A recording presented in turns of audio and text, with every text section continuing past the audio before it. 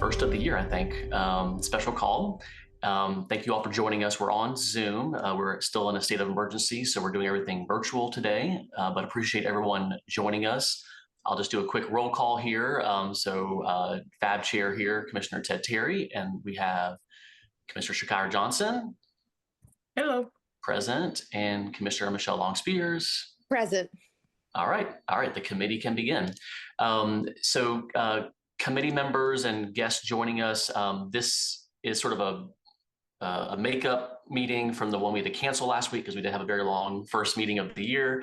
So appreciate everyone's being flexible to meet today. We do have another FAB meeting tomorrow. So if we don't get to all the agenda items and discussions today, we will just pick it up tomorrow at 3:30 on Zoom.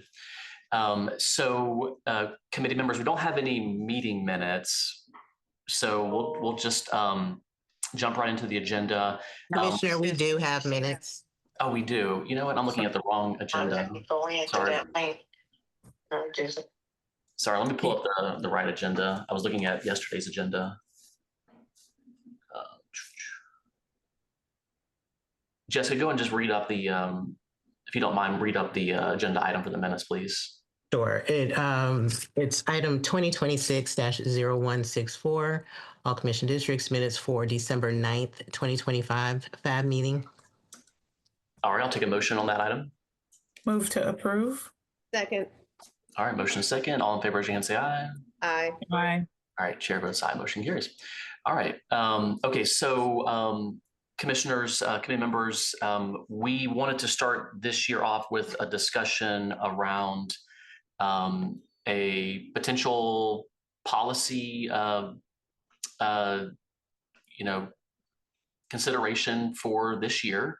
As my colleagues know, and I believe, I think Zach, you were there as well, when we met with the DeKalb legislative delegation last fall, we had discussions around a lot of issues that were on our mind for the legislative session. But while we were there, and thank you again, Commissioner Long-Spears, when you were presiding officer last year, you did organize that discussion, and part of that discussion was asking the legislators, is there anything that we should be aware of that you think we should be considering from a policy perspective?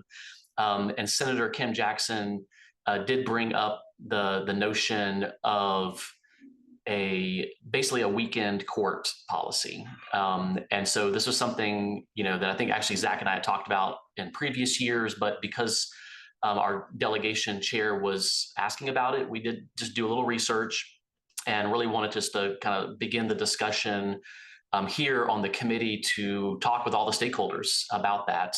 The main concern that we heard was just the ability for someone who might be arrested on Friday, maybe later on Friday, sort of going through the court process, being booked at the jail, and then sort of the process of getting their hearing, bonding out at some point later on. And so this discussion came up then, and we wanted to take a little time at the beginning of the year to ask all of our stakeholders their thoughts and ideas on this, certainly understanding there might be budget considerations to consider as well. So that's part of why we're doing this at the beginning of the year as we discuss the budget for FY26.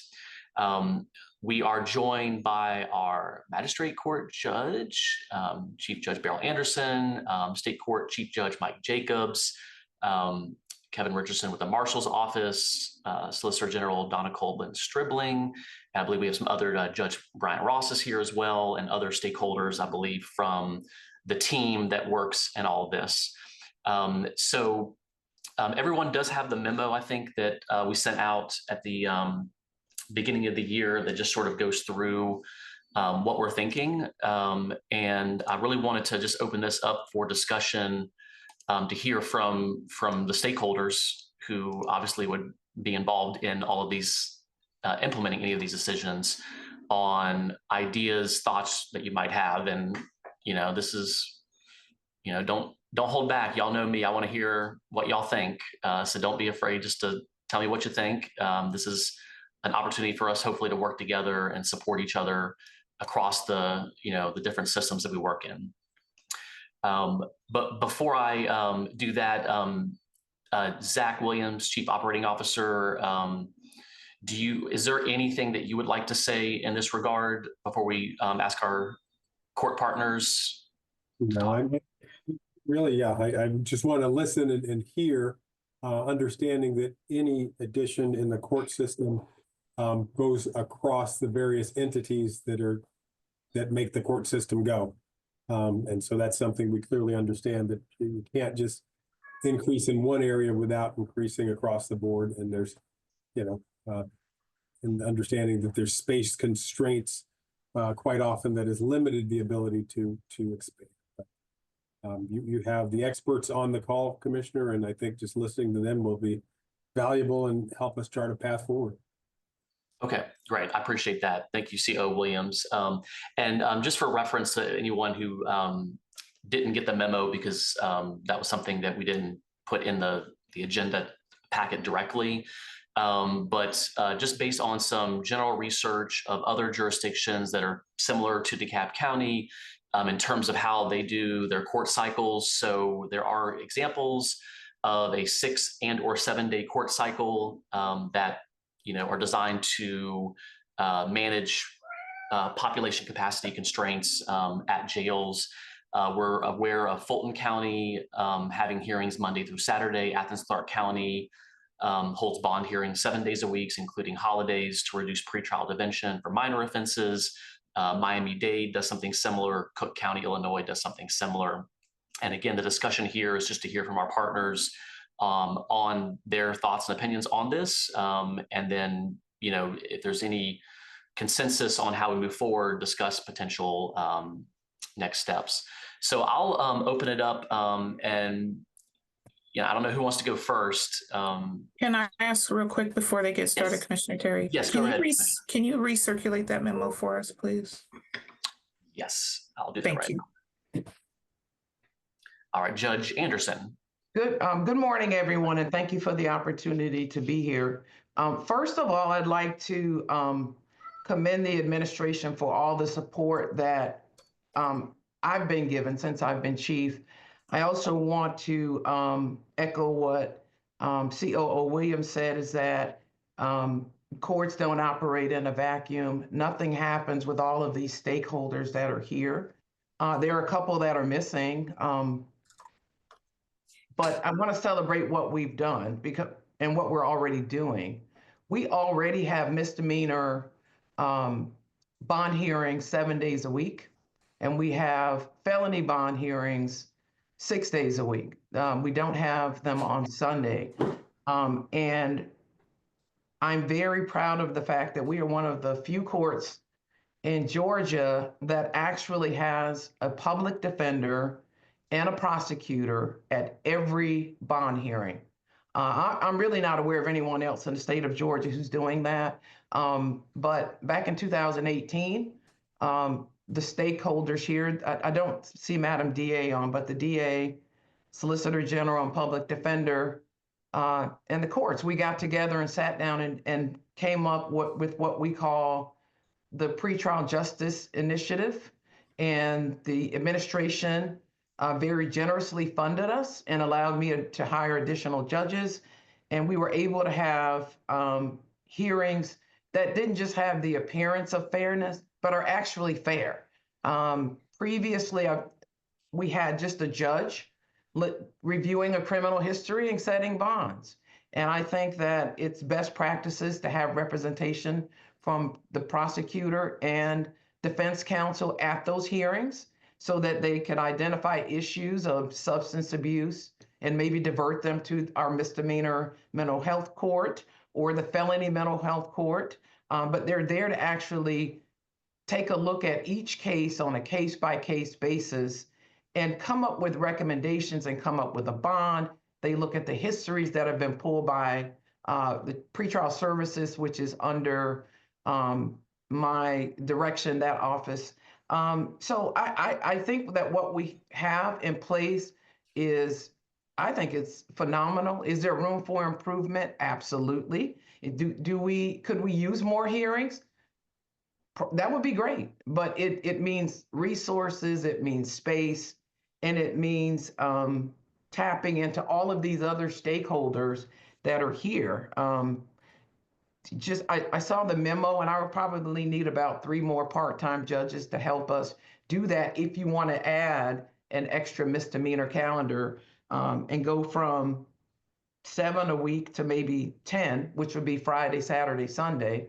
I would need more help for that. I don't want to take up all the time. I can turn it over to the stakeholders, but I hope that that gives you just a high-level view of what we are already doing from the magistrate court perspective. And I'll stop there. Great. Thank you, Judge Anderson. Who wants to go next? Solicitor General. Yes, go right ahead, ma'am. Good morning, and thank you for allowing me to be here today to speak on this particular topic. We were, from the beginning, part of the pretrial justice initiative that provided prosecutors in those hearings. So we are already present, as Judge Anderson stated, 7 days a week. When this started with our office, we started with 1 person, moved to having 2 people, understanding that their job is typically every weekend. The purpose of that was to ensure that we did not have someone working every single weekend of the year. So we went to adding an additional person so that we could break up some of that work. Now, what that work looks like, those hearings happen every morning. In my office, it is an assistant solicitor. It is an investigator this is not their only job. They're doing several different things throughout the day. We also have someone from our intake division who is also pulling those calendars. So someone who was arrested just a few hours ago, they're already on a calendar. And those hearings are being heard. So this is something that we've been actively a part of. I will say that those calendars, I know many of them last for a few hours, but the purpose of that is simply because they're so new, they're just kind of grabbing that information as they can get it. I do not believe that those calendars are heavy because they're simply whatever arrests were made the night before. If I'm correct, I believe Judge Anderson, while she may be requesting additional resources for it, I think that's to alternate between judges, not because there's any particular calendars that are so heavy they can't be handled. In that case, the purpose of of altering is simply to not require someone to work every Saturday or every Sunday, and those things. One other thing I'd like to add to it, and what you will see in a budget request that I put forth, was to add another solicitor for my office, not because of the heaviness of the calendars, because as I stated, the calendars are simply whoever may have been arrested the night before and coming before court. But it is simply because since our budget last year was put in, there was an additional court that created another calendar. So traffic court pulled out their cases, which means that now while I have a solicitor handling the cases, for magistrate court, that person can't jump from Zoom to Zoom at the same time to handle whatever traffic cases are coming through. Typically, when I look at those calendars on a day-by-day basis, it may be 2 people on there. There may be 3 cases on there. They are very few cases, but it still requires an attorney from my office to leave a Zoom, jump into another Zoom, and be in 2 places at one time, and that is impossible. Finally, I do want to note that it is important to remember that in misdemeanor cases, everyone gets a bond. That is not something, there's no idea that a person does not receive a bond in the state of Georgia on a misdemeanor case. By law, in the state of Georgia, if you have a misdemeanor, you will receive a bond. So just for point of clarity, I think that that is something that in these situations where we're looking at it, we kind of got to look at what those numbers look like and exactly what those resources would be going towards. I will take this moment just to kind of tell you a little bit about some of the work, and I'll be very brief on this. Last year, we decided to look at the number of times the attorneys who are in our office are in court. That number came up to 30,000 appearances. That is probably one of the largest numbers you will see in any county. We only have 32 attorneys, and that includes myself. That means that the individuals in my office are in court 3 out of the 4 weeks of a month. Roughly, they may have 5 days out of court to prepare for the cases in court. So they are already seeing the highest numbers in the state of Georgia as far as court appearances and as far as the number of cases that they're dealing with. And on average, they have about 400 cases on their desk at one time. So as we look towards resources, what you will see in the ask that I'm asking for is to ensure that we get the resources we need in order to address all of our cases, including our domestic violence cases, because we understand that those are the ones that need the most investigation, the most help. And that's where we need to look at those numbers. Thank you. Thank you for this opportunity to speak. And certainly, as we move forward, we're always happy to collaborate and ensure that we're present. We handle all those hearings. We're moving forward with those hearings, and we're doing the job that's necessary here in DeKalb. Thank you so much, and appreciate all of that background, Solicitor General Stribling and also Judge Anderson. Thank you, one, just for being leaders and proactively addressing a lot of the issues that we know are out there. So just want to appreciate y'all as always being forward thinking, and but also just being candid. Like, if we don't have the resources or the staff time to do the job, this is the important thing that we need to know as commissioners, as we discuss our budgets.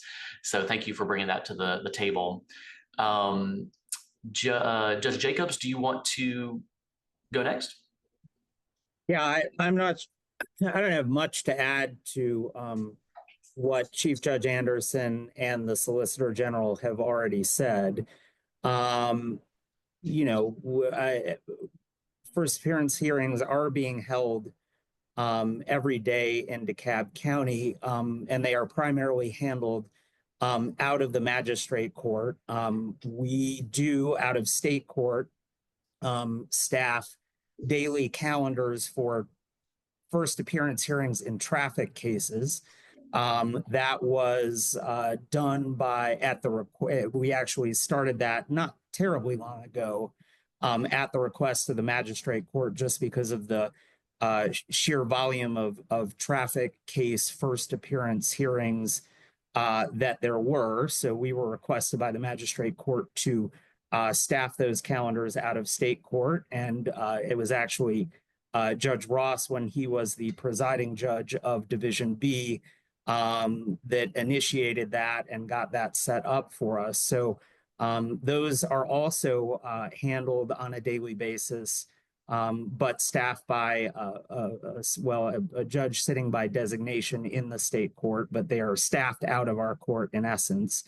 I think it's already been acknowledged that in order to make first appearance hearings work, there are a number of moving pieces. I mean, certainly it requires a judge, but that's just the start of it.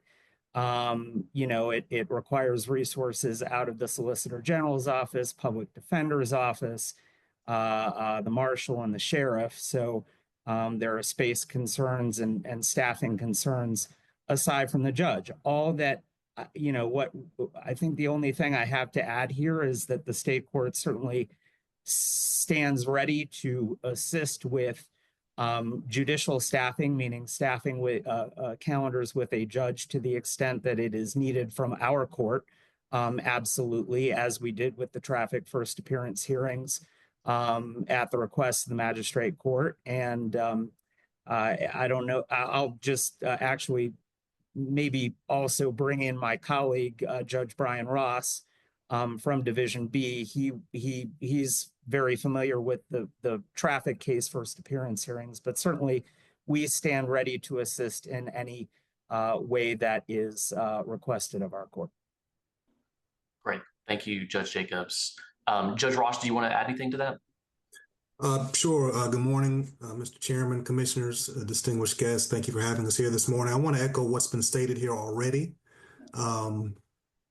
We, I think in early 2025, did begin to implement first appearance hearings for Title 40, which are the traffic cases, and we staff those on a daily basis. The calendars are conducted via Zoom. The judge appears via Zoom. However, the inmates, of course, are at the jail. I see we have here on the Zoom several representatives from the sheriff's office, so they can speak to any spacing concerns that they may have in terms of courtroom space at the jail and security concerns at the jail. But we staff these, as the solicitor mentioned, every person who appears before the judge receives a bond. And also, if they're not able to post the bond within 48 hours, they're then released anyway on that particular charge. Now, I do want to emphasize that if a person has a hold from probation or parole or some other government agency or a warrant, then obviously they would not be released. They would be released on our charge, but they will be continue to be held on the other matter. So that may explain why some folks continue to be held. But a bond is set at their initial appearance, and if they can't post the bond, then they're released within 48 hours. Anyway, and we have a bond schedule, which gives kind of a broad overview and some guidance to the presiding judges in terms of what the bond should be.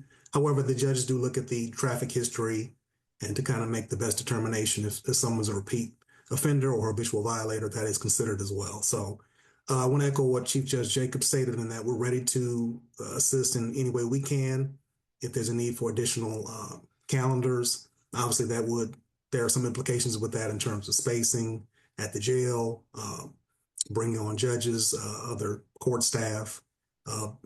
Given the timing of when this happened in terms of the Title 40 split, I think the solicitor already spoke as to why she has a staffing need, and we certainly agree with that and support her in that endeavor. But other than that, we're just happy to answer any questions you might have, Mr. Chairman or commissioners, and just ready to kind of move this process forward. Okay, great. Yeah, thank you so much for that context, Judge Ross. And I definitely am hearing that from y'all's end, it seems like you've tried to maximize what you're able to do on the weekends and to be more efficient. And so I think, and that really is the goal of just the discussion today, to see how we move forward. Because, the overarching, idea here is, we know we have a lot of work that we have to do at the jail. We want to work with the sheriff's office to make those repairs, to talk about the long-term future. That's another thing on our agenda is talking about the master planning, of the future investments that we would make in the jail and in the sheriff's office in general for these type of issues. And so at the top of our mind and top of my mind is, efficiency and, are we maximizing all of the resources from the solicitor, all the courts involved, to ensure that obviously we're following the law and, doing everything that we're supposed to be doing. But at the same time, if there's individuals that quite frankly, can be, go through those court calendars in an efficient way for these low-level offenses, does it relieve some of the capacity strain with the sheriff's office? And I see Ms. Deland, There's a judge. Yes. Go right. Yes. Good morning. I'm the circuit public defender. So nice to meet those of you who I've not met yet. Thank you. Well, thank you for having me. I would echo the sentiments of all the people who have spoken before that are in this. We do have a good system going in DeKalb County. In terms of the first appearances, again, I echo what the other said. If we add hearings, I would need additional staff to staff those hearings. My state court division is stretched very thin as it is, thin enough that we don't actually staff the Title 40 first appearance hearings that Judge Ross was talking about. And even though there are only a few of those a day, we just, our staff is stretched so thin. We do handle 99% of the regular state court first appearance hearings. My state court attorneys who are assigned to particular divisions, both state court A and state court B, have very high caseloads and are in court as much as the solicitor's office is on those cases. So, staffing is definitely and always an issue, and I have addressed that in my 2026 request as well. Okay. And is it DeLand? DeLand, yes. DeLand, okay. And we haven't had a chance to formally meet, so I'll have you come back and just introduce yourself to all the committee members. Sure. But yeah, absolutely would love to, the committee would love to see everyone's budget requests. We did just receive the CEO's sort of more detailed budget in the last, week. And so I think, really the committees are tasked with going through each of our, departments of jurisdiction over the next several weeks. So would love to continue those discussions holistically about the budget. But would you mind just help us understand, because I heard like staffing issues in general, and this is the really the crux of what we're trying to get to. Is there a value add? Is there a cost benefit analysis of supporting the efficiency and staffing through all of y'all's offices that then translates into either security, safety, and budget savings at the sheriff's office or in the other departments, Marshall in particular, that have to do this work? And so part of it is just trying to be efficient and find ways to to support a leaner budget that we're trying to do this year, but also just to make sure that that we're not deferring justice because we didn't have someone or we couldn't make a date work, whatever.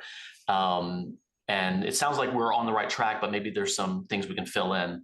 But when you say you don't have a person to attend that first traffic division, does that just mean, practically, what does that mean for the defendant?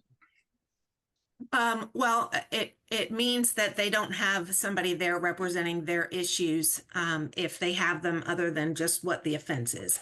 As was stated before, one of the things that we do at those first appearance hearings and before them is try to identify people who may have behavioral health concerns or addiction concerns that we can start immediately routing them towards those accountability courts, which saves time on the county resources. It saves time of a person sitting in custody unnecessarily or returning to custody unnecessarily because of those issues. So certainly from that perspective, it is obviously preferable that we have somebody to staff that. Okay, great. Thank you for sharing.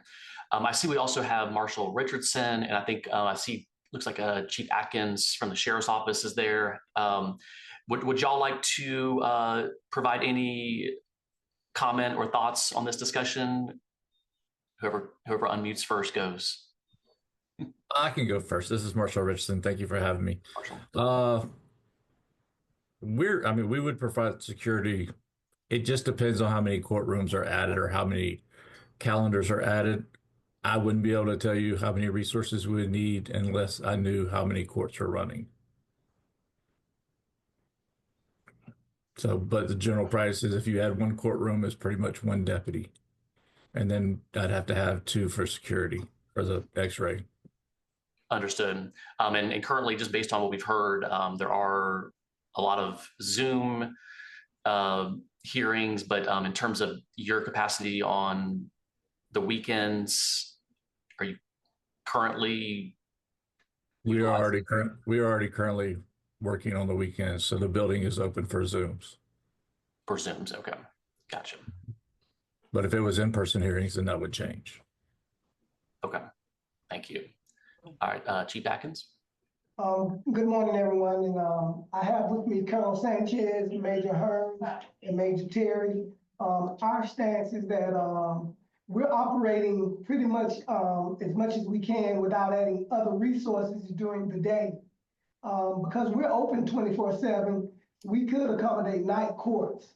So that's something that we could do. But as far as the day shift, if we had to open up any courts other than what's going on now, it would require resources similar to what the marshal mentioned. Okay. All right.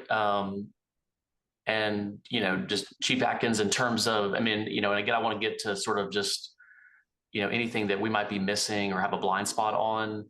And we did get Mr. Kareem Martin's sort of report a few months ago, just generally about individuals in the jail that are awaiting a mental health evaluation or a psychiatric treatment bed. Maybe the crisis center was full, and so they have to come to the jail. So I understand that, that y'all are dealing with a lot of other issues that might not directly be related to what we're talking about here. But just trying to understand sort of your process and what would help you at the jail, whether it's relieving capacity or be more efficient. So you don't have to answer all that now, but that's kind of where we're going here. So things where you see there's kinks in the pipeline or things that get, bottlenecked from your end, that's the discussion and feedback we want to hear. Okay, now that we've come to this meeting, it gives us an idea of what you're looking for. The sheriff is dedicated to providing the information or the responses that you're requesting. Now that we know what's going on, we're going to put our heads together, and the three people I have assembled with me are kind of some of the major stakeholders, being Major Hearns over courts, Major Terry deals with all the video courts at the jail. So now that we know what you're asking about, I think we could proffer something if you give us a little bit of time. Okay, yeah, absolutely. Yeah, we're just having a high level discussion today. So definitely open to further discussions and ideas as we move forward. Okay, great. Thanks, Chief Atkins. Is there anyone else from any of our courts, solicitor, sheriff, marshal, public defender that would like to say anything?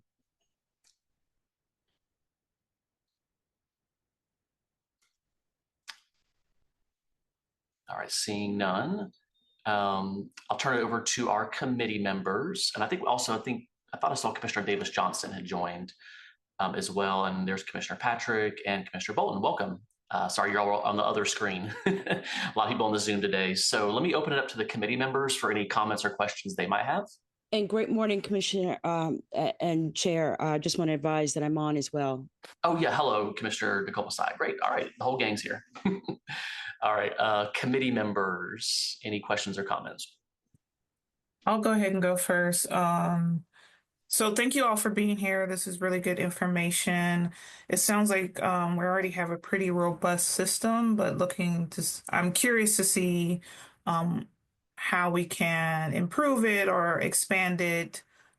Grateful for all the amazing work that everybody does to help keep DeKalb County safe and keep everything moving. I think bottom line, what I'm hearing is if we make any additional changes or maybe even to keep it going as we are, that we'll need, excuse me, some additional staff for everybody. So, and additional resources. So I think that's the bottom line of what I've heard. Thank you. Great, thank you. I have a question. Yes, Commissioner Davis Johnson, go right ahead, and then I'll, Solicitor General had a question, comment. Go ahead, Commissioner. Thank you.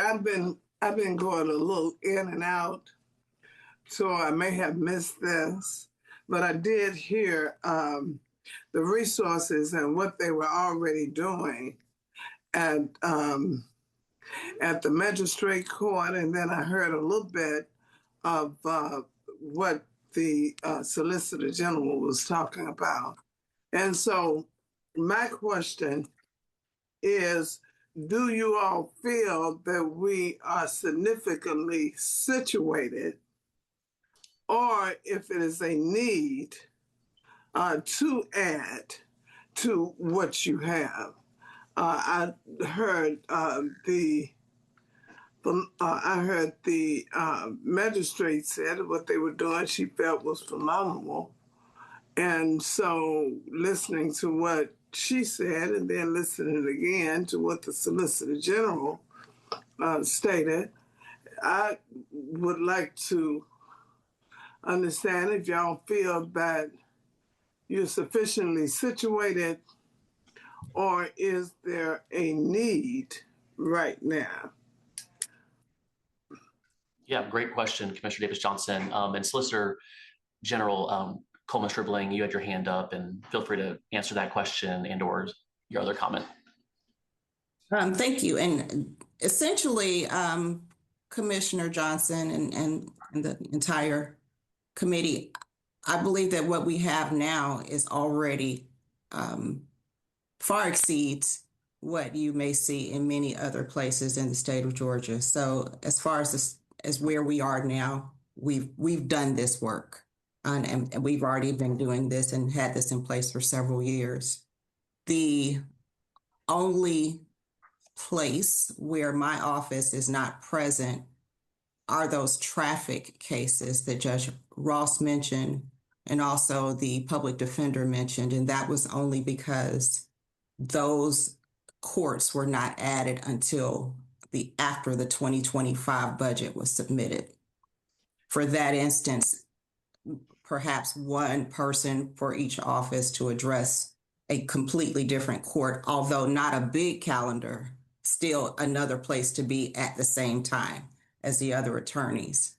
The only other place that I think we have not mentioned and where resources would be needed, and I know I'm going to say something that everyone is thinking but haven't mentioned, is the building.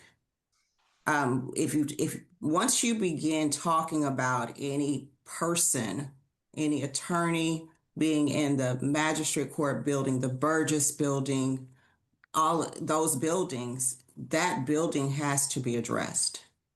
And quite frankly, the space, the lack of space, how the space creates certain significant issues throughout all the offices. I think I could speak for the judges as well as the public defender when you talk about staffing people in that particular location. So that building has to be addressed prior to continuing to place people in those locations. Mm-hmm. And that building is the old courthouse. Is that what you're speaking of? That entire complex is the magistrate court building. It is the Burgess building that's located, it's like the U across from the jail. That entire building has to, those buildings have to be addressed. Yeah, I agree with that because I was there when I was a magistrate court judge, and that was in the 80s, the late 80s. Yeah. So I have brought that to the attention once I got there. So I do understand and share that thought with you. And I was under the impression, Chair, that we had money in the splosh to address the Burgess building, if not tear it down. Yes, absolutely. Thank you. Thank you for bringing that up. Thank you. And we have been discussing it, but I know there's been some kind of audibles in the last few years. But Zach, would you mind just sharing a brief update on where, I mean, this might be in the CIP discussion in the future, but just explain where we are with the SPLOST 1 for Bobby Burgess. And I know there's like replacement, tear down, et cetera, but where are we all at now in terms of that facility issue? So yes, in SPLOST 1, there were funds allocated for repair or replacing of Bobby Burgess. And in SPLOST 2, there were additional funds set or put in that for the same purpose. After our evaluation, we determined that there's insufficient funds to replace Bobby Burgess. So what we're, and overall, structurally, the building is sound. There are some issues that we have to address and are addressing in terms of the placement of the evidence and such. Evidence needs to be moved. But the intent would be a renovation of that facility. And this, quite frankly, is to get another 10 years out of it. No one believes that the long-term solution is going to be that. I mean, ultimately, for court space and other space needs, quite frankly, we're going to have to do more. We're going to have to acquire and or build, and build is probably the most logical solution. So, you know, I see what we're doing at Bobby Burgess is a midterm or a mid-range solution, but it is not the long term. Okay. And Zach, is that something that we can, between FAB and the ops committee over facilities management, are y'all planning to come back with sort of those initial, I guess we'll just call them repair, remodel, plans? Because, we do have SPLOST 1. So presumably there can be some things that can move forward, but will you be able to come back to us on sort of what the plan is for that? Absolutely, absolutely. And that's going to be your systems, your major systems, your roof, electric, that Air type conditioning, of, I think, keeps all of that sort of thing is going to be focused on. But the long-term solution for this discussion, in my mind, is going to be a new facility. Understood. Okay. And I know y'all are working on a 5-year CIP plan. So we'll look forward to discussing that further in a future meeting. Let me turn it over to committee member Commissioner Michelle Long-Spears. Thank you, Chair Terry. I appreciate that. Again, appreciate everybody, and thank you so much for joining us today. I have been very interested to hear the perspectives of our judges on this proposed pilot program. A couple of thoughts and questions I'd like to share with everybody is first, my understanding is that your cost estimate annual of $442,000 to $663,000 is a conservative estimate. So one, I think that we need to ensure that that is exactly the numbers of the range that we're looking at, because conservative doesn't necessarily mean that that's accurate. It could be significantly more, it could be less, but I do believe that we need to kind of hone in on what that would be. My second comment is if we are to pursue this pilot, I think we need to iron out a better understanding of scope, staffing, and duration, and then how we're going to evaluate success or failure of the pilot program. My questions are pretty simple, to be honest, is that first is it going to cost more than it actually saves the county? And again, that goes back to my first comment, is really trying to hone in on what that cost will be for us to consider this. Second is, I think that we need to understand the savings offset overtime or the rotational staffing expenses of doing a project like this, a pilot program. Next is, and again, this is completely would be in the judge's court, but how would you guys manage which judges work on weekends? I don't, know exactly how your pay is set. Is it overtime or anything like that? So I think that's just important for you guys to consider. And then lastly, I think that truly, if we are to really explore and consider this, that there really needs to be an opportunity for folks to get around a table and talk it through, sit down, what is this going to look like? And that would require, in my opinion, a special called meeting, another one, but one that is really roll up your sleeves and determine what this does look like. I did appreciate in the memo how you did provide some example jurisdictions, but again, I think only 3 or 4 were provided to us. I believe that it really will take a lot more exploration into other jurisdictions around the country to figure out how this can operate efficiently, and also to ensure that it doesn't cost more than the benefit we reap out of it. Thank you very much for the opportunity to provide comments and ask a few questions. I yield back. Thank you, Commissioner Long-Spears. And yes, totally agree. I think, to a certain extent, it seems that most of the weekend court date goals are already being done. And so I think we're going to probably hone in first on sort of just the capacity constraints of the solicitor and public defender, as they have shared here today for FY26. But I think you're right. The part of the larger conversation that we want to have, and this is we'll get to when we talk about the jail sort of rehab study, is sort of just the future. And how we plan for the future. And this relates a little bit to what Commissioner Patrick and Commissioner Bolton have been working on the ERPS committee about a diversionary program. And acknowledging there's a lot of diversionary programs that already exist within the court system, accountability courts, there's a really robust system in place. But we do acknowledge, just based on related to mental health, homelessness, criminal trespass, type issues, that we continue to have a significant number of population in the jail that are there for weeks and weeks and months, even while looking for another disposition in another environment. And so this is something hopefully we can discuss in a holistic way. And, the point about the cost savings analysis, I mean, this is, for me as someone who's, looked at this from the federal, state, and local issue for 20 years.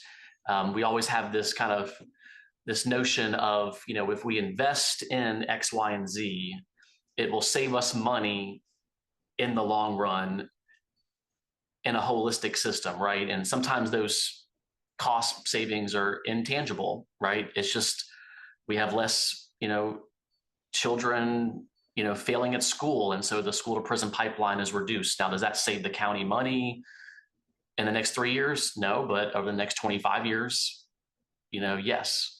Sorry, my cat's going to show up here. I think that's top of our mind. Let me turn it over. Actually, before I turn over to Commissioner Messiah, Chief Atkins, you had your hand up. Feel free to unmute there. Okay, what we wanted to address was Commissioner Davis Johnson's question. What we hear from our side is that people just aren't able to get out in what they consider a timely manner. And to give you an example, if you're arrested at 7 a.m. in the morning, you will not get out of our jail if you weren't initially given a bond upon arrest until until after first appearance the next day. So that's at least 24 hours. So that's the concern that we're hearing on our side. If you get arrested at 2 p.m., you're not going to qualify for first appearance until the next day. So those are the things that we're hearing, and we're committed to trying to do as much as we can to participate in any type of additional hearing that may take place at night in order to expedite those persons released from custody. And the reason we're so adamant about that, and we want it known that we didn't call this meeting, but we're adamant about it because if someone stays in the facility and something befalls them, the county must pay. But if we can get them out and they have the means to get out, then we've saved the county money just not being liable for anything that can happen to them. And I'm just not talking about anything that can happen that we would do, but just imagine if someone befalls an illness that wasn't planned and we're not able to take care of them accordingly, and then something happens to them, the county is liable. Understood. Yeah, so thank you for sharing that. No problem, but that's what our thing is that we're hearing from the people in jail, is just not having the ability when they come in those off hours to have a first appearance that happens in a timely manner in their opinion. Gotcha. Okay. Appreciate that perspective. That's exactly what we're looking for in terms of feedback. Commissioner Nicole Messiah. Thank you so much, Chair. It seems like we're dealing with multiple issues here, but three in particular. One, the Board of Commissioners Administration understanding the needs of judiciary and the sheriff's office as a whole related to the jail, and how those things tend to convolute and may make it more challenging for our incarcerated persons to a program that we are considering. And I think to that point, we need to really just analyze what exists. I know several folks were unaware of the fact that we had certain accountability courts, that we had at least 6 day a week magistrate judges where there's bonds constantly going on and bonding in and out. But then we also need to look at the fact that what's being articulated here in large part is just an inability, an insufficiency in terms of funding as a whole. So I think it is really trying to identify how we address or what we address, some of which we may be able to do simultaneously. But I think that unless we understand the larger point, which is there aren't our facilities, whether it's our courts, our jail, they really just need some work. So, we're just getting or near completion of the parking lot. I appreciate Commissioner Davis Johnson, you sharing, that when you came on the board, you were sharing some of the challenges as it relates to the facilities. And I find myself one of the newly elected commissioners having those same realizations, just, as a practicing attorney. You realize when you're dealing day in, day out, that there is a need that has been largely ignored that we really just must address. So I think that before we add additional strain by way of certain programs, we really just need to make sure that there's sufficient support and funding, and then look at, of course, what exists and how we can support and bulk up or create additional programs.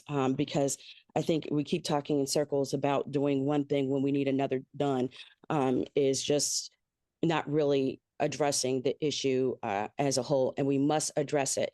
Again, I've been very vocal, 3 co-equal branches of government, and our judiciary, they have a need, our courts, they have a need, and that trickles in certain ways to our jails. So with that, I hope that we will identify, concretely the issues, specifically try to prioritize them when we can, and then make sure that we have the collaboration and buy-in of, judiciary and others to try to make a determination on how we address it. With that, I yield back to you, Mr. Chair. Thank you so much for your time. Thank you, Commissioner Messiah. And yes, I wholeheartedly agree. And I want to, again, just appreciate the fact that the DeKalb County judicial system, our constitutional officer, judges, solicitor, public defender, it's clear that our system is one of the most forward-thinking and progressive and justice-oriented in the state. And so we want to continue that work. And then to the extent that we're having this discussion, understanding where y'all are coming from in terms of how to make your jobs more efficient, more responsive, and just a better system. It might be picking around the edges. It might be a couple hours here, a couple hours there, but we want to work with y'all. So this is moving forward, this is where we want to continue this conversation to hear from y'all how we can support you, to the extent budget and or policy moving forward. So thank you, Commissioner Messiah. I appreciate those comments.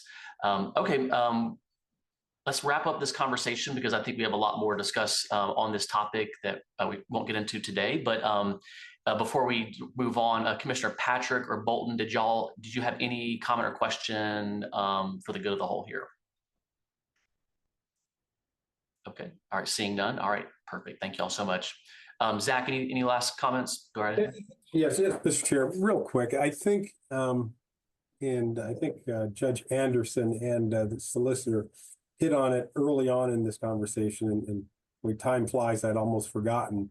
But back in 2018, as they mentioned, there was an effort where the judiciary came together and brought forward a joint proposal, which kind of showed needs across the various components of the system.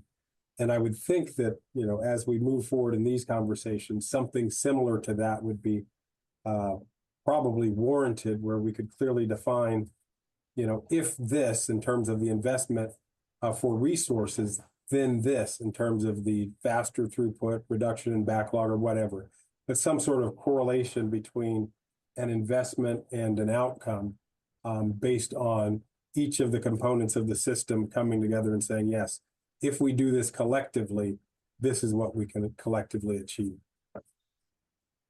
And that if it was to be done part of this budget process, that would give about 2 weeks. So that you and the rest of the board could look at it. Yeah, absolutely. And Zach, let's just stay focused on that, because I think we heard from the public defender, the solicitor, and, to a certain extent, Judge Anderson about, putting on additional court calendar days in 2025. But because it kind of happened mid-cycle, maybe not all the partners had their capacity ramped up. So if we could, Zach and TJ, just as we're talking about the court budget and the FAB committee, let's just, because I don't think we haven't received those requests. They come to the CEO. But if we could just specifically discuss what's needed to fill in any gaps based on what was done sort of mid-cycle last year, so that we're hopefully in a good position to keep things running full capacity for 2026. Absolutely. Okay, great. Thanks, Zach. Okay. All right, commissioners, let's go ahead and we'll close the discussion on this topic. Thank you all so much to all of our judges, solicitor, public defender, marshal, and sheriffs for being here. We'll let y'all get back to the business that y'all do so well. And we'll be in touch, and feel free to reach out to us if there's anything else that we need to discuss moving forward. Thank you for the opportunity. Thank you. Thank you all. Thank you. Good day. All right. Thank you very much. All right, commissioners, we do have several agenda items. Zach, are y'all ready to go through just the contracting items first? Yes, sir. Okay. All right. I'm pretty sure I have the right agenda here. So under Chief Executive Office, we have 2026-0125. Yes. Yes, and thank you, Mr. Chair, and I'll speak to that item. Okay. 0125 is a facility condition assessment consulting services. It's a purchasing policy exemption item. Consists of an expedited facility condition assessment for DeKalb County Jail. Resulting assessment will assist the county in identifying security risks, potential threats to public safety, and planning for upgrade prioritization, renovations, and system replacement needs. Contract will be developed and executed in a form acceptable to the county attorney, and it's awarded to Comprehensive Program Services in an amount not to exceed $599,927.20. So what this is, commissioners, is, as stated, it's the desire to do a updated, and new facility condition assessment. If you'll recall, in the SPLOST 2 budget, there was $1 million set aside for these types of purposes, evaluating the condition of the jail, as well as making future determinations of need. The fact is, as we all know, the jail continues to age. The board just voted on approximately $6 million investment into the jail, dealing with things like roofing, lighting, locks, and replacement of toilets and elevators. And we're going to need to continue to do that. What we are proposing with these funds is not only that systems assessment, which is critical for the conditions in which the inmates reside and the employees work, but also a security assessment, which we found with the recent escape, is something that we need to ensure that if there are areas that are blind spots to all of us, that we address them, or if there's no needs, that we address them. So what we envision is this firm to assist us all in evaluating the current condition of the facility, evaluating security risk at the facility, and coming up with their recommended prioritization of repairs. Those, of course, would be conferred with the sheriff to ensure that she ultimately has agreement. I mean, ideally, has agreement as to what the priorities would need to be. And then we would work together to go about getting them repaired. I see the end result of this assessment being a multi-year funding strategy to go about addressing the issues that come up. Okay. Okay, great. Thanks for that description, Zach. Let me turn over to committee members for questions, comments. Commissioner Johnson. Yes, thank you, Mr. Chair. So I think you just answered my question, but I just want to make sure. So this will be a one-time assessment that gives us a plan, a multi-year plan of how to fix the jail, but not an assessment that's kind of ongoing as we update or upgrade and fix things in the jail. They continue to assess, but it's just a one-time assessment. Right. So this would be a one-time assessment and plan. And then we would simply monitor to that plan. We would, I would presume, on an annual basis or some regular frequency, make sure that the prioritization still holds. So there will always be ongoing conversation between facilities and the sheriff and her executive staff. But this really it's going to lay out to all of us, here is the 30, 40, whatever, however many millions of dollars that needs to be spent over a given time period. And this is how we would agree that it needs to be prioritized. And then once we get the assessment, facilities will be the keeper of it and making sure it's getting completed and done. Yes. Ultimately, as the governing authority is the owner of the facility, there's certain responsibility that we would have, but this is all in concert with the sheriff in that, she is responsible for the daily management and oversight of the facility. Understood. Thank you. I yield. No questions or comments from me. Okay. All right. And just, Zach, just a couple quick questions and then we'll turn it over to the commissioners. So we have, this is about $600,000 out of $1 million that we budgeted. So do you anticipate there'd be some additional work to be carried out with the remainder of the $400,000 in the same vein? Well, there's the possibility for additional work that we would have to really assess what is the best work, for lack of a better word. But the focus here of that facility condition assessment, security risk assessment is kind of one set. There could also potentially be with those funds, and I would have to check with SPLOS in terms of program management use. I don't know if we could do that in terms of overseeing the repairs, but maybe just looking at the utilization of the facility and helping make determinations if there are additional uses for various spaces that may be available in the jail.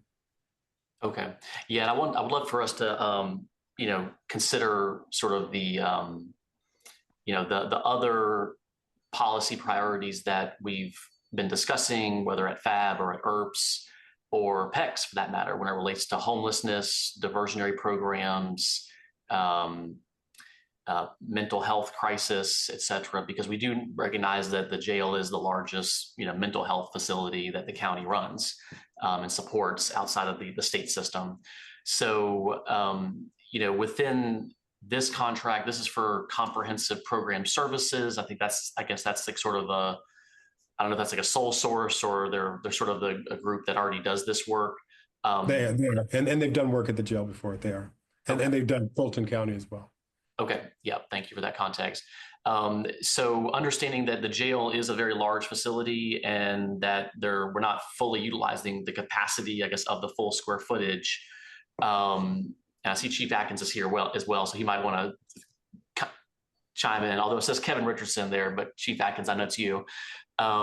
So in terms of like a phase 2 of like an adaptive reuse plan or just utilizing the additional square footage for other things that would support the larger mission that we're all trying to accomplish here, are those things that we can discuss and consider in the future? I would think so. I would think that these funds would be eligible for something like that. And you know, and I would welcome the opportunity to sit with Chief Atkins and the sheriff and others to have those types of conversations as a phase 2 or something. Yeah. Understood. Okay. And before I recognize commissioners, Chief Atkins, thanks for turning your video on. Would love to hear your thoughts on this agenda item, but then if you have any thoughts about sort of phase 2 and beyond, feel free to weigh in. Okay, thank you for the opportunity. In regards to the agenda item, we're kind of leaning on Zach to kind of lead us there. We're in support of the assessment and making sure that everybody know exactly where we stand. And we've been working collectively to determine what those extra funds can be used for. And we just want to make sure that we're able to truly participate in using those funds and kind of directing those funds, because, you know, we have the ability to expedite some of our projects. So when we're able to do that, we think we're more efficient for the citizens of DeKalb County. That's our only concern about it. We usually operate seamlessly with Zach and usually have a working relationship that works very well. But we do have a lot of problems here, and we don't want to sugarcoat those. And, you know, beyond the projects that we have going on, we have to also make sure that we're keeping, refreshing the facility, because unfortunately our residents tend to kind of, you know, pick at it during the interim of all the fixes that we do. So that's something that we rarely talk about. Like, if we painted something today, it would have to be repainted within 6 months, or it would look like we were never there. So those are the things that we have. Okay. All right. Thanks for sharing that, Chief Atkins. I think I saw Commissioner Patrick's hand go up first. Commissioner Patrick. Commissioner Terry, Mr. Chair, thank you very much for recognition. I guess a question directed towards Zach. Will this study also look at funding sources, or could this study look at funding sources? And I'm assuming that we're not just going to put everything through the SWAST funding mechanism. So for these, it's not designed to look at funding sources. And let me just, as I say, full disclosure, Commissioner Patrick, the thinking now in terms of what we have historically done and what we would have to do in the future, unless there was a SPLOST referendum down the road. So let's just take the next 3 years between now and any additional SPLOST. The fund would have to be general fund. You know, in some form or fashion, it would come from the general fund. So like the $6 million that were just allocated from the board, and what I would anticipate something similar in the 2026 CIP, those would be general fund dollars. Okay. I was hoping we could get a little more out of that, out of this study. Is there any chance to add anything to this where it would contemplate sources? So what we could do, we can have a separate analysis and going on simultaneously, quite frankly, Commissioner Patrick, on potential funding sources for renovation of the jail. That could be separate. This organization, they're a facilities group, so they would not be the financial analysis group. But gotcha. Just like, I mean, you know, I'm going to not say different sources, but we can come up with other sources, as we demonstrated with 4380, with the purchase there. But where we sit today, this does not call for that.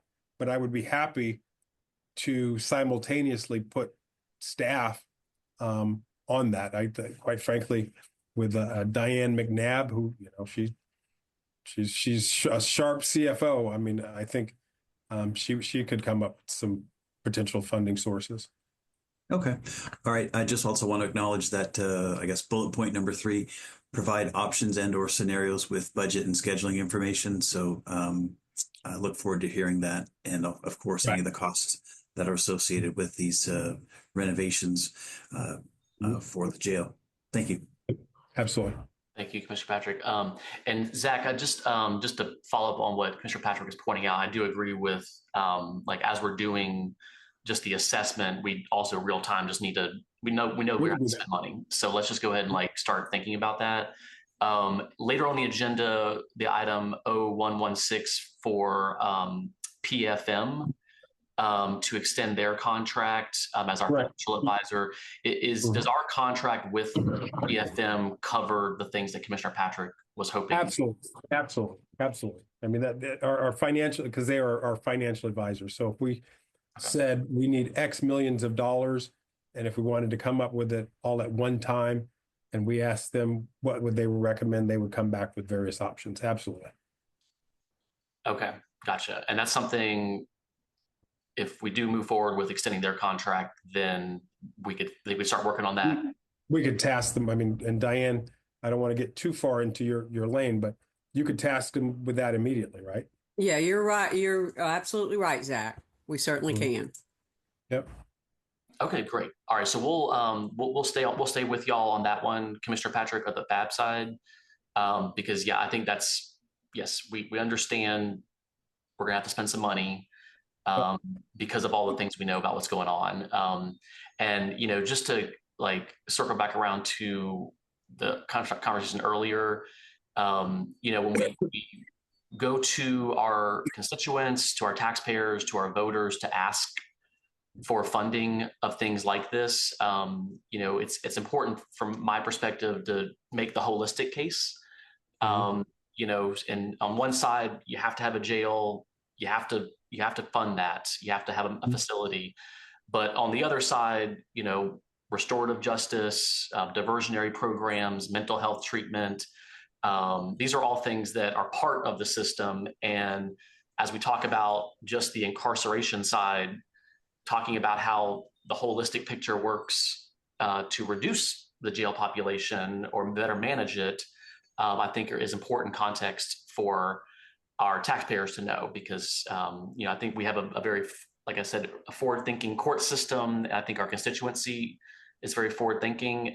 It's definitely not just a lock them up and throw away the key mentality around here. We want to think about it holistically, right? Treat people as people. So let's just kind of keep all that in mind. Commissioner Patrick, was anything else?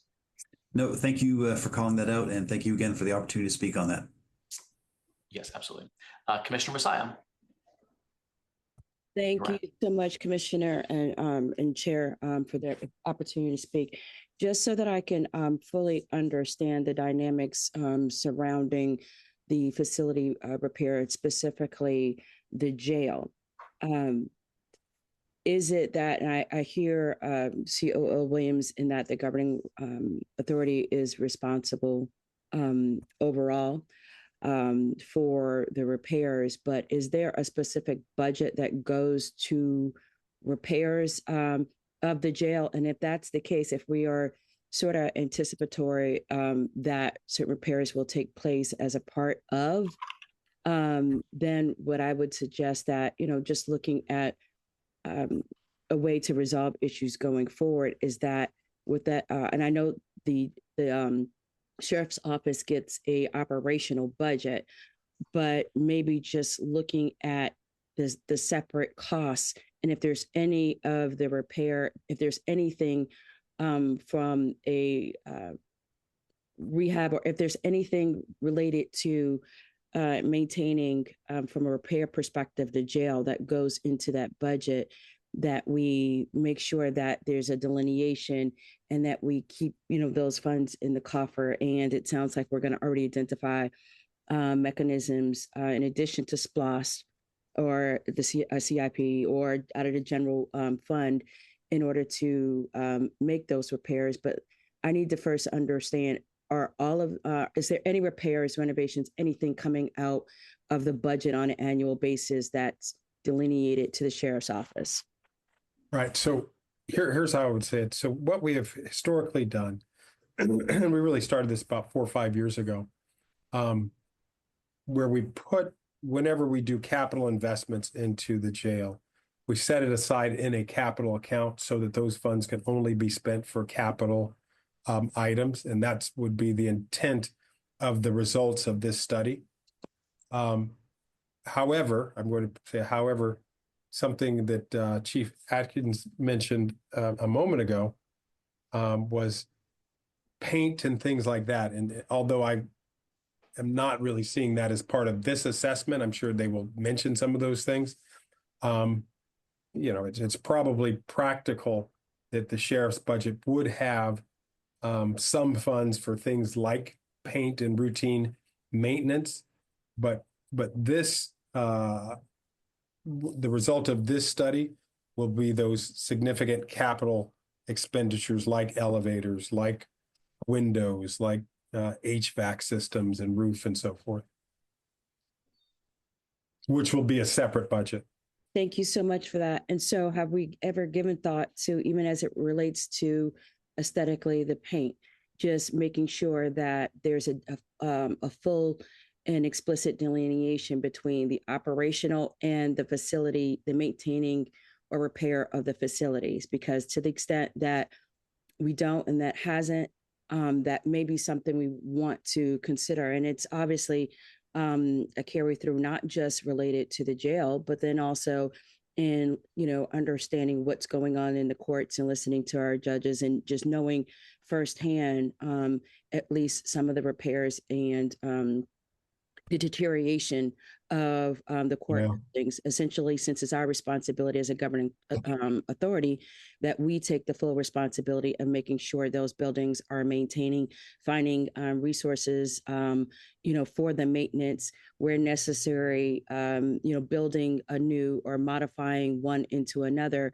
but just and allowing them to focus on the operational aspects.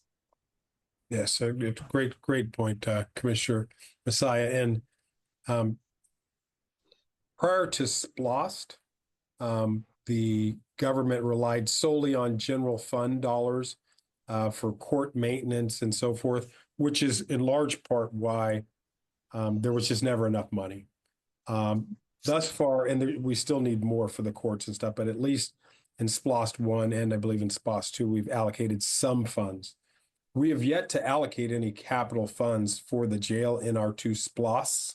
So once this report is completed and we see how much is necessary to get another 20 years or so out of the jail, and this goes back to Commissioner Patrick's point, we will probably make a determination that we will need to do something more than allocating the $5-6 million a year. And so whether that's an allocation through a SPLOST or something different, we'll have to determine that by the time this is done. Thank you so much, CEO Williams. I yield back to you, Mr. Chair. Thank you. Thank you. Thank you. Yes. Thank you. Great point, Commissioner Messiah. And and I think, Zach, I think that's just the practical reality of it is. We don't have current SPLOST funds, at least in SPLOST 2, and there's no other funding outside the general fund for other than the small repairs. Like the big ticket items are going to need our constituents, our taxpayers, our voters to be part of that conversation, because if it's SPLOST 3, that's a decision. If it's a bond, these are the funding mechanisms we have. But I think the key here with this agenda item is we just need to know a full-fledged assessment. What are the important must-fix things, right, Zach? So this is the top of this agenda for this contract is what are the life, safety, health, security things done.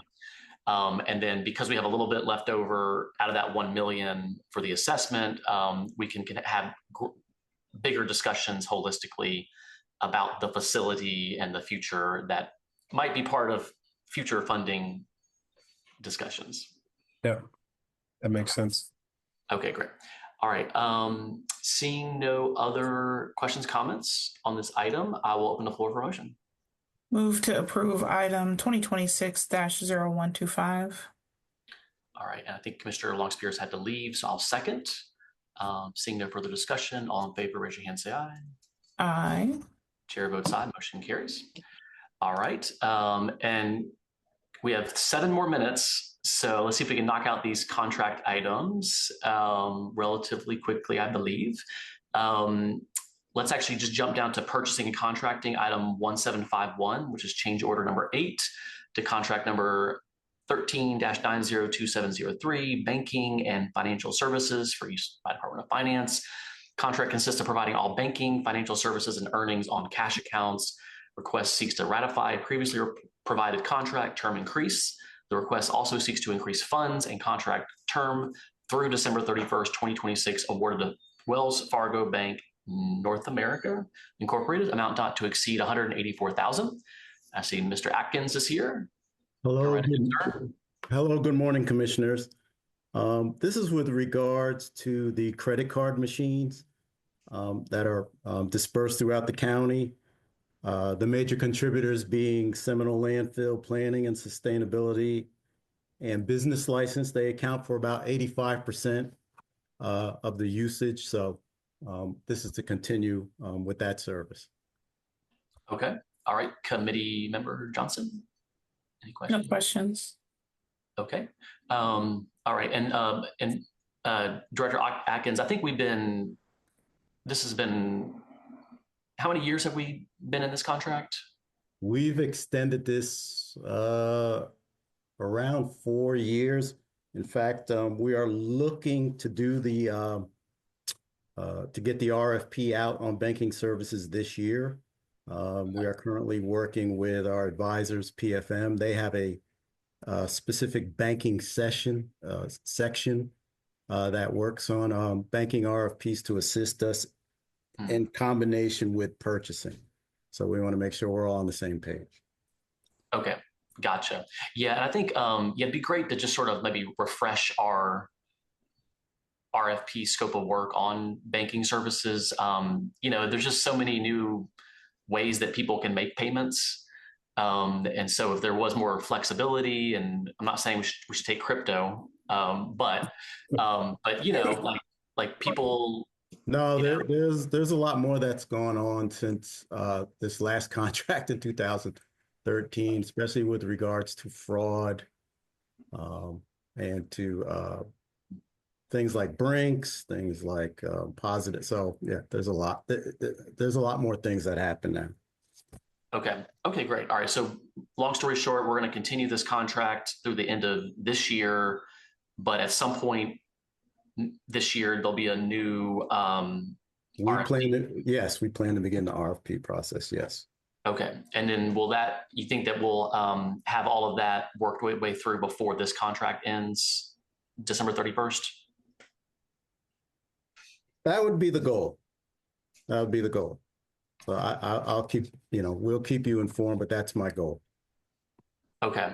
And we're going to get to this in a little bit, but I don't want to prejudge, but you said that PFM, as our current financial advisor, they're being tasked to work on an updated scope of work for banking services. They have a, Diane could speak to, she was there, but they have an actual separate group that specializes in banking RFPs. So with all that's going on, like we said, the complications and all tied to banking, they canvass the country. They'll compare the various costs of services, and so I think it'd be very helpful to us. One of the big issues we run into is that every bank likes to price their services the way they like to price their services, and it makes it extremely difficult to truly compare what the ultimate cost to the county is going to be. And what PFM does is accumulates all that data so that we can figure out the best pricing approach for the county and what's going to result in the lowest pricing, instead of trying to, they do a lot of netting and interest credits and things like that we've really got to have help in deciphering to result in the lowest cost and the best service. Gotcha. Okay. Thank you for sharing that behind the scenes. I'm shocked that banks are confusing. What credit card do I use? I don't know. The interest rates change every day. So glad I'm not the only one. Okay, Commissioner Johnson, did you have anything else? No. Okay, all right, commissioners. All right, seeing none, I'll open the floor for a motion. Move to approve item 2025-1751. All right, I'll second. Seeing no further discussion, all in favor, raise your hand, say aye. Aye. Chair votes aye, motion carries. All right, next is 1754, change order number 5 to contract number 1236388, retail image lockbox services for use by Department of Finance. Contract consists of provisions of lockbox services. This request seeks to ratify a previously provided contract term increase. The request also seeks to increase the contract funds and term through December 31st, 2026, awarded to Deluxe Corporation, doing business as Remitco LLC, amount not to exceed $96,200. And Director Atkins. And this is, believe it or not, we still have people that pay by check. I think it's about 10,000 a month or so. And so this is the service. This is our service for that. Okay. Yeah, people. Yeah, we'll still take a check. Okay. Any questions, comments from committee members?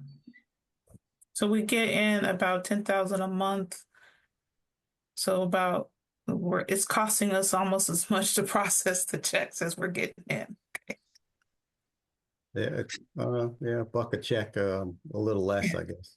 10,000 checks, not $10,000. Ah, thank you. I was like, wow. Oh, sorry, yeah, 10,000. Oh, yeah. I thought you meant $10,000. I understand the 10,000 confusion. checks. Thank you. That makes more sense. It's about. And is that mostly for water bills? Yes. Yes. Okay. All right.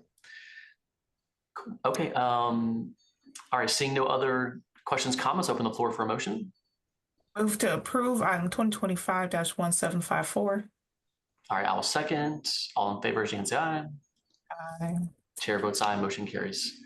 Okay, so we are at noon. I want to respect everyone's time. Commissioner Johnson, do you want to just you want to stop here, or do you want to take another maybe 5 minutes to do these last two? We can do these last two. Okay, or maybe 3, I think, actually. Well, actually, there's 4. Maybe 10 minutes? 10 minutes. Okay, all right, we'll do it. All right, thank you. All right, item number 0116, change order number 1 to contract number 1310425, financial advisory services, 3-year multi-year contract with 2 options to renew for use by the Finance Department. Contract consists of providing financial advisory services and acting as the county's municipal advisor. This request seeks to ratify a previously provided contract term increase. It also requests to extend the contract through June 30th, 2026. Okay, so just a 6-month award to Public Financial Management, doing business as PFM Financial Advisors. So contract term increase only. So who wants to take this one? This is, as you know, it's for June. The extension is to June because we're hopefully in the end of a current RFP process for a financial advisor. So okay. We're hoping to wrap that up in the front end of this year. So that is why we have the extension to June 30th. As you know, we just spoke about a few things that we still need a financial advisor to be working on. And we can't have a gap in that. So. Okay. Commissioner Johnson? Just for clarification, so we're extending to June. When did it expire? Was it December 31st? Yes, and we had, I believe, Diane, 2 options or 3 options to renew annually after the 3rd year. So that's where we are. Got it. Yes, this is not an extension beyond the original. It's strictly a regular renewal. Understood. Okay. And just while the new RFP is being done and that process is going forward, and just because we were talking about the previous agenda item with banking services, so Director McNabb, Director Atkins, is this something, since we're going to have PFM on contract for the next several months, can they prioritize helping us with that banking services analysis? Yeah, I think that's what we expected to be doing. Yeah. That's how we plan to do it. Yes. Okay, great. All right. Okay, so any other questions, comments from commissioners? All right, seeing none, open the floor for motion. Move to approve item 2026-0116. All right, I'll second. All right, all in favor, raise your hand, say aye. Aye. Chair votes aye, motion carries. All right, we have 2 items for Superior Court and 1 for Tax Commissioner. And I think Commissioner Golden was going to be on, but if not, we'll wait for it. But I see we got Ms. Hawkins-Ponzo from Superior Court. So I'll just read up these 2 items. 1838, Criminal Justice Coordinating Council grant to the DeKalb County Adult Felony Drug Court Supplemental Transportation Funding Program, $33,432. And then 1839, Judicial Council of Georgia Ad Hoc Committee on American Rescue Plan Act additional funding, ARP Committee grant of $40,448. And I will recognize Ms. Hopkins-Ponzo. Welcome. Good afternoon, Mr. Chair and committee members. The ARPA grant is the last of the state's ARPA. This is our 4th year receiving this grant. Although it cut us, we are still able to have the $40,000. We've been receiving this grant since 2021. The other grant for the felony drug court is for MARTA passes for our participants. It is an emergency grant that they offered that we were awarded. It requires a $5,900 match that will come from the Superior Court's operating funds. That's all I have on those 2 items. Okay, great. Thanks for that update. Commissioner Johnson, any questions, comments? Just clarification for the ARPA, there's no match on that one. There's no match on ARPA. Got it. Okay, I'm good. All right, thank you. And Ms. Hawkins-Ponzo, there was I got an email from a constituent because MARTA's changing over their Breeze system. And someone did say that they had bought all these MARTA passes from like a year or 2 ago, and they were saying like, what do I do with it? So just we did hear from MARTA, from Jennifer LaRosa, who said that there is a way for old Breeze cards to be transferred to the new system. Be converted over into their new system, yes. Yeah, so we are working with them to get ours converted over as well. Okay. Okay, great. All right. Like literally came in my inbox last week. So I was like, let me just mention it here. So, okay, awesome. All right, very good. Well, any other questions, comments from commissioners? All right, seeing none, open the floor for, I'll take a motion on both items. Okay. I move to approve items 2025-1838 and 1839. I will second. Seeing no further discussion, all in favor, raise your hand, say aye. Aye. Chair votes aye, motion carries. Thank you, Commissioners. Thank you. Yeah. All right, and then last item that we'll take today is item 1773. This is under the Tax Commissioner. Welcome. This is our first meeting of our new Tax Commissioner, Nicole Golden. Welcome. Congratulations. Congratulations. And the item here today is just to approve amendment number 3 to the lease with South DeKalb Realty LLC for the Tax Commissioner's office at the Gallery at South DeKalb. Commissioner Golden. It's just a renewal of a lease. We've been at South DeKalb Mall since 2010. And so this is we're a little late in the process. We went back and forth with the new owners to get the contract to just mirror, or the lease to mirror our prior leases. So we're a little late in the process coming to you guys, but it's just the renewal. Okay, great. And just remind us, is the renewal for how many years? It's just for 1 year. So yeah, it'll expire at the end of August, and then we'll reconsider what we're gonna do there. Gotcha. Okay. And sorry, I hadn't had it pulled up. So, and then was there anything else on is it literally just, it's a extension, I guess, but are there anything else, other details? Nothing else really. Okay. Okay. All right. Commissioner Johnson, any questions? Nope, I'm good. All right. And commissioners? All right. Seeing none, open the floor for a motion. Move to approve item 2025-1773. All right. I'll second. And seeing no further discussion, all in favor, raise your hand, say aye. Aye. Chair votes aye, motion carries. All right. Thank you, Commissioner Golden. Thank you, commissioners. Awesome. All right. Okay, so we'll hold the other discussion items and the other agenda items for tomorrow's FAB. We'll talk tomorrow. Might be a shorter meeting because I might have to leave a little bit early, Commissioner Johnson. But yeah, we'll figure it out. The schedule moving forward. So I don't think there's anything else. Zach, you good? Okay. All right. I think we took care of the business. So I'll open the floor for a motion to adjourn. Move to adjourn. All right, second. All in favor? Aye. Aye. All right. Thank you, everyone. Appreciate you, and we'll see you tomorrow.